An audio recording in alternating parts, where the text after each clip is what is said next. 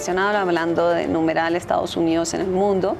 Y aquí hay una pregunta de Juan Carlos Góngora y creo que Carlos Fernando muy posiblemente esté dirigida a ti.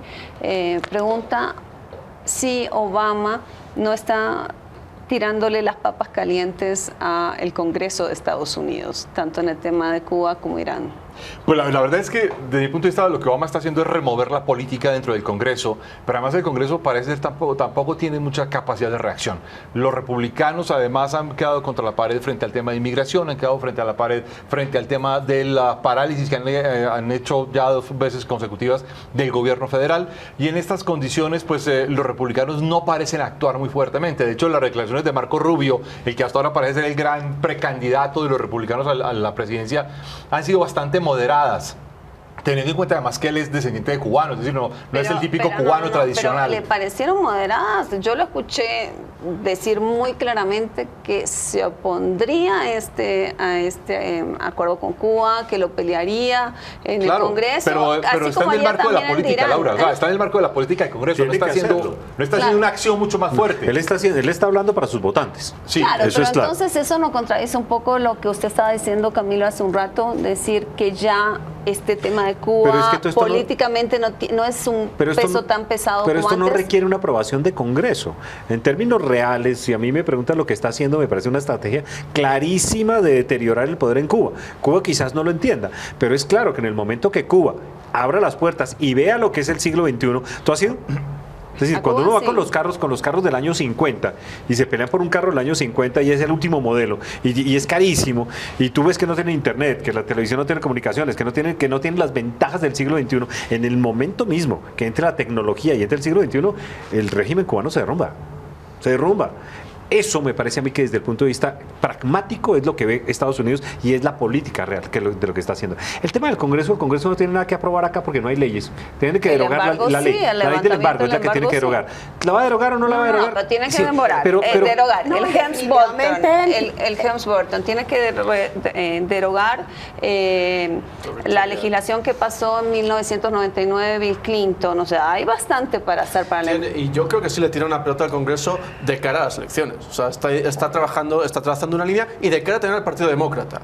Está intentando atraer al Partido Demócrata y su política exterior a lo que al legado de Obama, por así decirlo. Si esto avanza y los 2 años difíciles de salida del presidente le funciona bien y los 2 acuerdos con Irán y con Cuba le dan algún rédito, se considera que hay un avance, los demócratas tampoco van a poder romper con eso, porque la tentación con Hillary, por ejemplo, sería romper y endurecer. Hillary tiene fama de halcón dentro de los demócratas. Y el Congreso republicano, mayoritariamente, también tiene que retratarse. Y siempre llega tarde, y es una institución que incluso cuando Obama ha estado por los suelos en popularidad, ha estado por debajo. O sea, que en ese sentido el Congreso está en una posición muy endeble. Como aquí, ¿no? Sí, el Congreso en todas partes tiene una habilidad estupenda, no diré nada de España tampoco, tiene una habilidad estupenda para situarse debajo de lo más impopular habido y por haber. O sea, es una cosa fascinante. Pero aquí el Congreso tiene que retratarse, y yo creo que también los precandidatos republicanos van a dejar que el Congreso les lleve la carga. Pero hay una pregunta, porque el Congreso se adelantó. ¿Pero qué tan importante es el tema para el Congreso? ¿Los tiene despelucados? ¿Están preocupadísimos? Yo diría que no es importante. De hecho, los republicanos están quedando... Pero tienen espacio para levantar el embargo. No, pues... No, pero yo sí creo que hay que pensar en algo que creo que es fundamental, y es el poder del lobby cubano. Digamos, no al electorado cubano, porque el electorado cubano, como ya los decían, se ha ido renovando, hay gente joven que, digamos, el tema ya no le interesa, pero el lobby cubano sí sigue siendo muy importante, y muchas de las candidaturas reciben grandes dineros de estos grupos anticastristas. Entonces, en esa medida creo que el Congreso no se va a quedar quieto, que aunque no sea un tema que sea vital en el debate, sí es vital en las finanzas de las campañas, y eso no podemos entonces dejarlo de lado, porque eso es absolutamente central. Lo mismo que con el tema de Irán, ¿sí? El tema de las finanzas es un tema que es delicado en Estados Unidos, y en cuanto a Irán, entonces todos los recursos de todos los judíos va a ser un tema que es central. Entonces, digamos, creo que no solamente el tema ideológico sí es importante, evidente o no desde la geopolítica, que creo que es evidente que sí, pero creo que el tema de cómo se financian las campañas en Estados Unidos es crucial. Yo quisiera profundizarles con ellos simplemente con una cosa, ¿no? En Estados Unidos viven muchísimos más judíos que en Israel. Y el poder económico de concentración de los judíos de Estados Unidos es muy importante. Tanto en el demócrata como en el republicano. Eso sí están repartidos. Es decir, el tema financiero con los judíos sí es un tema serio. Pero yo no quisiera pasar un pequeño detalle con lo de Cuba. Es que desde hace un año venimos viendo ingresos de muchas empresas norteamericanas a Cuba a hacer negocios, y los cubanos no quieren quedar excluidos de esos negocios. O sea, los cubanos de Miami hoy están liderando, entre otras, entrar de primeros a los negocios, un poco lo que decía Camilo hace rato. En la medida en que se produzca una transición política, los cubanos van a estar de primeros. Esto también pone en una posición muy ambigua a los republicanos, y a los republicanos de origen cubano como Marco Rubio. ¿Se opone radicalmente o no se opone radicalmente? Porque es que lo que está en el juego también son un montón de temas económicos, de negocios, de posibilidades de quién influye en el gobierno de la transición. Eso es tan parecido como lo que va a pasar con Venezuela. Cuando Venezuela se destape, los primeros que vamos a estar somos los colombianos. Pero es así. Hay un interés, hay una empatía, hay un conocimiento que nos hace. Los cubanos pasa lo mismo. Negocios, muchos negocios. Son negocios. Y cuando tú tienes una población de 7, 8, 10 millones de personas que no han sido tocadas, que están listas, y en un lugar donde puede generarse negocios y donde ven clarísimamente un punto estratégico de negocios, lo van a hacer. Y hay una ventaja sobre los rusos. Los rusos pueden armar cualquier política, cualquier trama de transición, cualquier influencia geopolítica, pero no tienen una economía para ofrecer, ni tienen tampoco un paquete empresarial activo como lo podría ofrecer la economía norteamericana. China también se mete dentro de ese triángulo del Caribe. Pero China no ha podido entender el continente. El problema de China es que China ha podido negociar muy bien con Venezuela, muy bien con Ecuador, muy bien con Nicaragua, con México más o menos, tampoco puede, pero la lógica de los negocios del continente China no ha podido entrar. Aquí no ha podido entrar, por ejemplo, porque exige garantías soberanas, exige una cantidad de cosas que desde el punto de vista fiscal nuestro, un país fuerte, pues es risible. Que alguien me va a pedir una garantía soberana para un contrato está loco. Claro. Miren, hay una cosa que no quiero dejar pasar, Ana María, es que tú hablaste de diferencias entre Hillary Clinton y Barack Obama sobre el tema cubano, y como Hillary es casi ya prácticamente la candidata demócrata, aunque no haya habido, que las primarias no hayan tenido lugar todavía, pero es prácticamente la candidata demócrata. Quería que explicaras un poquito en qué son esas diferencias. Sí, Hillary fue muy importante, yo creo que en la estrategia del gobierno Obama, en el primer gobierno, precisamente para, yo diría, entorpecer ese acercamiento con Cuba. Claro, se hicieron algunas cosas, pero cuando uno revisa todas las promesas de Obama, no se hicieron todas las promesas en ese primer gobierno de Obama, y yo creo que la influencia de Hillary es muy fuerte, precisamente porque los Clinton tradicionalmente habían sido muy seguidores de políticas restrictivas contra el gobierno castrista. Entonces, ahí tienen un núcleo de financiación en sus campañas que son importantes y que no puede ser tocado fácilmente. Creo que ese es el elemento central, y creo yo también que por eso Obama hace lo que hace, y es también un juego interno dentro del Partido Demócrata. Y es, yo voto esto, ustedes miren cómo lo van a manejar, porque claramente Hillary no ha estado nunca de acuerdo con esta apertura del todo con Cuba. Lo mismo que en el caso de Irán. Pero bueno, yo creo, permíteme un momento, también creo que Obama se ha ido sintiendo cada vez más libre, y que el momento que él llega a la presidencia, su propuesta es un poco, y ha sido situarse a la izquierda de Hillary, y él ha ganado las primarias. Pero cuando llega a la presidencia dice, bueno, ¿qué me he encontrado? Pues me he encontrado 2 guerras abiertas, me he encontrado una determinada situación, ¿y qué he puesto? Por la continuidad, y pongo a la persona más, pues Hillary Clinton es lo más parecido a John McCain que se puede encontrar en política exterior en muchas cosas dentro de los demócratas. O sea, John McCain y Hillary Clinton votan todo que sí, juntas prácticamente al mismo tiempo. Acá Luz Helena, quiero solamente hacer un comentario, una televidente, se llama Luz Helena, dice Hillary Clinton es la Thatcher de este lado del Atlántico. Bueno, pues en algunas cosas sí. Y entonces Obama, en medio de un escenario de guerras y de continuidad de guerras, dice, bueno, pues un poco el equipo de línea dura. Tengo a Robert Gates en el Pentágono, Hillary que maneja la diplomacia, pero Hillary tiene una agenda propia y no es tan... Hillary siempre criticó, precisamente en la campaña electoral, la idea de negociar con Castro, negociar con Irán, etcétera, etcétera. Bueno, dice, bueno, de momento vamos a salir del tema de las guerras, y va generando después Obama un equipo más a su medida.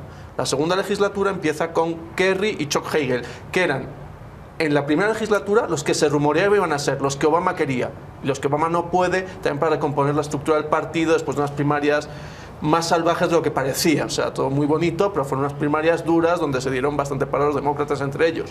Recompone y después va ganando espacios y va colocando a la gente que él quiere. Hagel no le sale muy bien, se le cae muy rapidito, pero ya tiene el equipo que quiere y dice ya, ahora sí, ya hacia el final puedo hacer lo que quiero. Entonces, en ese sentido también tiene esos equilibrios internos y esas necesidades externas, esa especie de herencia que la acompaña. Pero les quería hacer una pregunta antes de pasar, digamos, unir esta discusión al tema de Irán. Aquí creo que hay acuerdo entre todos ustedes de que esta nueva relación con Cuba es un intento de marcar la transición cubana. ¿Por qué no hace exactamente lo mismo con Venezuela? Y lo que me recordaba yo con estas solicitudes que hace América Latina en estos momentos de un diálogo constructivo con Estados Unidos sobre el tema de Cuba y hablando de que la democratización solo puede llegar a través del diálogo constructivo, me recuerda las palabras de Ronald Reagan en su momento, que decía que la democratización llegaba justamente a través del diálogo y no a través de las sanciones. Recuerden que en ese momento estábamos en plena transición, digamos, en pleno apartheid en Sudáfrica, exigiendo la transición en Sudáfrica, y Estados Unidos es uno de los que se oponía, digamos, a usar las sanciones como el garrote para forzar la democratización en los países. Entonces uno tiene lo de Cuba y al mismo tiempo tiene esta orden ejecutiva contra Venezuela que uno no entiende de dónde salió. ¿Cómo leen Cuba con Venezuela? Yo tengo claro una cosa. El tema venezolano desde el punto de vista de principios democráticos es muy complicado. Es que tiene la oposición en la cárcel, persigue las manifestaciones públicas, tiene un problema supremamente serio de corrupción. Es decir, el tema de narcotráfico en Venezuela es un tema absolutamente crítico. Y el tema de narcotráfico significa básicamente que la coca sale de aquí, fundamentalmente llega allá, pero desde allá salen muchos vuelos diarios. Es decir, cuando uno mira las trazas, borran el mar. No se ve el mar. Entonces, eso va hacia Centroamérica, sube por México y entra a Estados Unidos. Digamos, hay un problema concreto que involucra autoridades públicas. Es que el cartel venezolano lo llaman el cartel de los soles. Involucra 2 generales de la Guardia y un general del Ejército. Entonces, digamos, es muy complejo, porque la institucionalidad está totalmente deteriorada. ¿El cartel de los soles? Así se llama. Pero son mucho más generales, son casi 20 generales del Ejército y de la Guardia Nacional. Ahora, el lío con Venezuela y con lo de Camilo es que... Perdón, solo una cosa. De estas 7 personas nombradas, 4 eran generales, 3 del Ejército y 1 de la que policía. estuvieron a punto de extraditar a un general que lo mandaron de cónsul a Aruba y tocó rescatarlo, pero a las bravas. Claro. Ahora, el problema, coincido con Camilo, que el tema es un tema de criminalización, pero además porque el régimen venezolano no pareciera ofrecer una resistencia, digamos, fuerte en términos bélicos o en términos de una ideología dura, como lo que sí representa Cuba. Cuba es el único país en América Latina que tiene una posibilidad real en términos bélicos, en términos de inteligencia, en términos de influencia de otros regímenes, y en cambio el régimen de Venezuela es un régimen que lo sostienen los cubanos. En ese sentido, el problema de atacar a Venezuela no es atacar a Venezuela, sino obviamente darle una conducción diferente a Cuba, y eso obviamente llevará a que Venezuela prácticamente se va a autoincinerar completamente. De hecho, yo comentaba ahora por fuera de cámaras, el tema de la disputa entre Nicolás Maduro y Felipe González es muy representativa, porque Felipe González es para muchos un representante del socialismo hispanoamericano en España, en Europa, etcétera, pero es un socialista finalmente y es de izquierdas, y obviamente Nicolás Maduro se pone a pelear, entre otras, con alguien tan representante como Felipe González justamente por el encarcelamiento de la oposición. Es decir, el tema venezolano no es un tema estratégico de preocupación de fondo para los Estados Unidos. Desde el punto de vista estratégico, el pobre es venezolano, pero a nadie le importa. Desde el punto de vista estratégico es tratar de mantener la relación. ¿Nosotros? A nosotros nos importa, pero no podemos hacer mucho. Tampoco nos importa mucho, realmente. La verdad, tampoco. Es decir, conoce mucho colombiano trasnochado por lo que está pasando en Venezuela. Realmente no lo hay. En realidad uno se preocupa y dice, ojalá no nos pase, pues. Pero de ahí en adelante, nada. De hecho, la preocupación del gobierno colombiano es para que no afecte el proceso de paz, pero no hay otra preocupación. Claro. ¿Has visto una marcha por Venezuela? ¿Has visto cualquier cosa que te preocupe? No hay nada aquí. Todo el mundo está de acuerdo en que están enloquecidos, pero de ahí en adelante nada. Y y en tocar madera, pues que no nos va a pasar a nosotros. Felipe González me ha dejado pensando, porque ¿Cómo Felipe lo ves, González, Miguel? no, pero Felipe González es muy cercano a los dirigentes de la Cuarta República. En ese sentido, tampoco es tan extraña esa pelea. O sea, Felipe González es muy cercano a Carlos Andrés Pérez. Estoy de acuerdo contigo. Y actualmente es muy cercano a Carlos Slim, más que nadie. O sea, entonces, Sí, pero en las marcas políticas juega como socialista. Sí, Pues hasta por lo menos cierto uno lo ve punto. Bueno, socialista. A este lado del mundo quizás sí, Pero allí ya no tanto. quizás lo que Miguel Pero está... está en el partido. No nos adentremos en pero si política lo mira, interior española. pero desde el punto de vista pragmático, Miguel está en el partido y es una parte importante pero del quizás partido. lo que Y este Miguel está socialista español diciendo ha salido apoyando al es- líder, al nuevo líder del Partido Socialista. Claro, pero quizás lo que yo creo que entiendo a Miguel diciendo sería otra cosa que Mujica saliera a ponerse duramente a Maduro. Y no- Pero nadie lo va a hacer porque es una pelea entre latinoamericanos y nadie tiene el interés de generarlo. Tal vez salgan a medio defenderlo, como lo hizo Cristina, como vimos a Cristina, pero de ahí en adelante nadie va a hacer nada. Que alguien mueva a los embajadores. Tú viste lo que pasó en la OEA. Se armó el debate y cuando fueron a llegar la votación, pues se fueron. Ok. Creo que es un tema que tenemos que hacer en otro programa, porque creo que lo que quedó claro en la cumbre, justamente como nadie realmente se dio la pelea por nada ya, es que lo que creo yo que quedó claro es que no hay liderazgo entre estos poderes emergentes de las Américas, que realmente ¿Qué lo que... entiendes por liderazgo? Depende. ¿Qué entiendes por liderazgo? Que puedan imponer una línea con seguidores. Es que pareciera que aquí los poderes emergentes en América Latina son poderes sin seguidores. Es decir, plantean su propia política, hacen lo suyo y no logran tener bloques de seguidores. Pero los bloques están. Es decir, el bloque del Pacífico funciona. Es decir, el tema es muy difícil cuando tú vas a una cumbre de esos, tú cuando te tomas el café, el bloque se arma. Tú ves perfectamente a la gente del ALBA sentar. Lo hemos visto, Miguel, ¿o no? Es decir, uno está sentado ahí en la mesa y ellos se van y se juntan. Y uno se junta con los de uno. Uno se junta con el peruano, uno se junta con el chileno, uno convence de pronto hasta con el argentino, porque el argentino ni está aquí ni está allá. El brasilero es el brasilero, él no está en ningún lado. Él está, Justamente, esa es una anotación. Y el ecuatoriano está un poco, sí, en el ALBA, pero está de observador en el Pacífico. Y sí, o sea, yo también creo que esos liderazgos latinoamericanos no son tan claros y yo sí creo que no se generan esos. No, pero hay empatías. Pero empatías. Claramente el hondureño empatías. es amigo de uno. Pero del Claramente discurso. No. Sí. Y en la práctica. Y cuando Pero- tú tratas las estrategias y tienes que armar una votación, tú sabes que cuentas con él. Y tú la armas y cuando él necesita te llama. Es más, como él es más pequeño, normalmente cuando él necesita te llama y te pide ayuda. Pero Camilo, funciona. Mira lo que pasó antes de la cumbre, es que es muy interesante frente a lo de Obama, para lo que estás diciendo, es que, ¿qué hace Obama? Va a los países del Gran Caribe, les ofrece un nuevo trato energético, les ofrece nuevos tratos comerciales. Y Para debilitar a Venezuela, Exactamente, además. y desbarata el liderazgo del chavismo. Se murió. Y en ese sentido la cumbre es muy interesante. ¿Qué ha mandado la Casa Blanca de la cumbre? Las fotos del viaje a Jamaica y a la cumbre. Teniendo en cuenta que las cumbres ya no sacan documentos porque no hay acuerdos en eso, lo importante son las fotos. Bueno, pues Obama nos ha bombardeado a base de fotos. Porque la regla todas. de las cumbres es que el documento que salga tiene que ser votado por unanimidad. Ay, no logra unanimidad Pero nadie. siempre lo ha habido. O sea, esto tampoco nos dejemos meter en el cuento que no se puede. Sí se puede. No se pudo en Cartagena.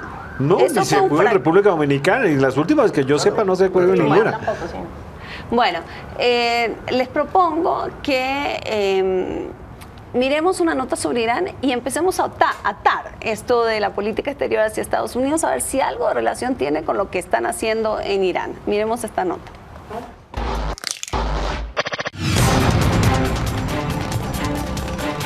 El grupo P5+1, liderado por Estados Unidos y conformado por China, Rusia, Francia, Alemania y la Unión Europea, logró un acuerdo con Irán para garantizar que el programa nuclear de este país no constituya una amenaza para la paz y seguridad internacional. Según la Casa Blanca, la implementación del acuerdo asegurará que Irán no desarrolle la capacidad para construir armas nucleares. A cambio del levantamiento gradual de las sanciones, Irán aceptó limitaciones drásticas de su programa nuclear. Continuará con él, pero reducirá su capacidad de producción de uranio enriquecido, elemento con el que se realizan las bombas atómicas. It is a good deal. Es un buen acuerdo, un acuerdo que satisface nuestros principales objetivos. Este borrador interrumpiría cualquier camino que Irán podría tomar para obtener un arma nuclear. Después de 18 meses de negociación, se da así la solución a la crisis entre Estados Unidos e Irán. Ante esto, Estados Unidos y la Unión Europea y luego el Consejo de Seguridad de las Naciones Unidas fueron aumentando poco a poco el embargo contra Irán, que afecta no solo al comercio, sino también a las inversiones extranjeras y el acceso al sistema bancario internacional. Irán rechazó las acusaciones, defendió los fines pacíficos de su programa y amenazó con cortar el suministro de petróleo si continuaban las sanciones. Pero con la llegada al poder de Hassan Rouhani en 2013, se abrió la posibilidad de llegar a un acuerdo entre las dos naciones. El acuerdo fue bien recibido en Irán y a nivel internacional. Mientras las relaciones entre el gobierno iraní y el gobierno estadounidense mejoran, la tensión con Israel aumenta. El primer ministro israelí Benjamin Netanyahu asegura que no aceptará un acuerdo que permita a un país que ha jurado acabar al suyo desarrollar armas nucleares. No estoy tratando de matar cualquier acuerdo, estoy tratando de matar un mal acuerdo. Es una decisión histórica, un acuerdo histórico, que podría ser un histórico mal negocio, debido a que deja al Estado terrorista de nuestro tiempo con una vasta infraestructura nuclear. La decisión de Putin de enviar misiles a Irán, anunciada poco después del acuerdo, agudiza los temores israelíes. Si alguien teme que hayamos empezado a cancelar las sanciones a Irán, por lo visto nuestros socios no saben que el suministro de estos sistemas no figuran en la lista de sanciones de la ONU. Hemos suspendido la realización de este contrato de una forma unilateral y ahora, cuando se hace evidente el avance en cuanto al problema nuclear iraní, y es claramente positivo, no vemos fundamento para mantener de forma unilateral esta prohibición. El presidente Obama enfrenta también oposición interna. En una carta dirigida a los líderes del régimen iraní, los senadores republicanos advirtieron que el acuerdo no será aprobado por el Congreso estadounidense y que, de serlo, caducará en cuanto el presidente Barack Obama deje la Casa Blanca.